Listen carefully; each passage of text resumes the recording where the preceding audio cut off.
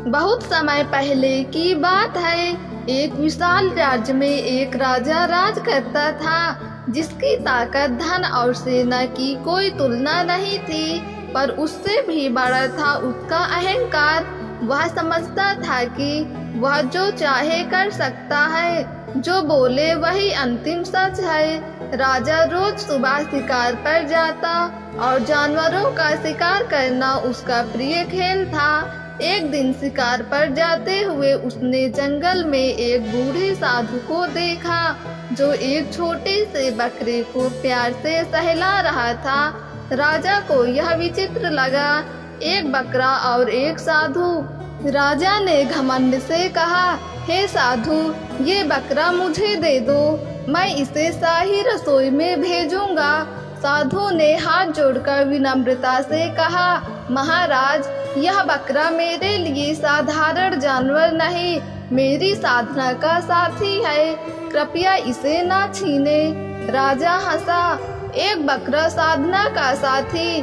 तुम जैसे मूर्ख ही देश को पीछे रखते हैं। इसे ले जाना ही मेरे लिए मजा होगा। राजा ने बकरे को जबरदस्ती पकड़वाया और महल में ले आया। पर तभी अजीब घटनाएं शुरू हुई। रात को बकरा जोर जोर से चिल्लाता, जैसे कोई इंसानी आवाज में रो रहा हो। रसोइये जब उसे काटने जाते तो उनके हाथ कांपने लगते, कई तो बेहोश हो जाते। रसोई में बर्तन अपने आप गिरने लगे, खाना खराब हो जाता। राजा को यह सब तुच्छ लगा। वह बोला, मैं स्वयं इसे मारूंगा। जैसे ही राजा ने तलवार उठाई, बकरे ने आंखों में आंसू लिए सीधे राजा से कहा, राजन, तुमने मेरा क्या बिगाड़ा था? राजा स्तब्ध रह गया। बकरा बोल रहा था, मैं तेरे घमंड को दर्शाने आया हूँ। बकरा बोला, तू जिसे सबसे कमजोर समझता है, वह भी तुझे गिरा सकता है। तेरा सिंहासन तेरा नहीं, तेरी समझदारी का है, और वह अब नहीं बची। राजा के हाथ से तलवार गिर गई। उसे अपने किए पर पछतावा हुआ। उसी पल साधु प्रकट हुए और बोले, महाराज, अहंकार का अंत ऐसे ही होता है। यह बकरा कोई आम प्राणी नहीं, आपकी परीक्षा था।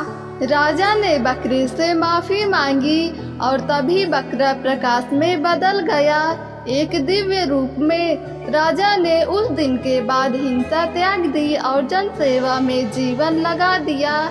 इस कहानी से एक बात सीखी जा सकती है, सबसे कमजोर दिखने वाला भी आपको जीवन का सबसे बड़ा पाठ सिखा सकता है। इसलिए अगली बार जब आप किसी को तुच्छ समझे तो ये कहानी याद रखिए, एक राजा और एक बकरे की, जिसने पूरी सत्ता की परिभाषा बदल दी। दोस्तों, अगर आपको ये कहानी पसंद आई हो तो हमारे YouTube चैनल को सब्सक्राइब करके बेल आइकन को क्लिक कर दें, ताकि वीडियो का नोटिफिकेशन सबसे पहले आप तक पहुँचे।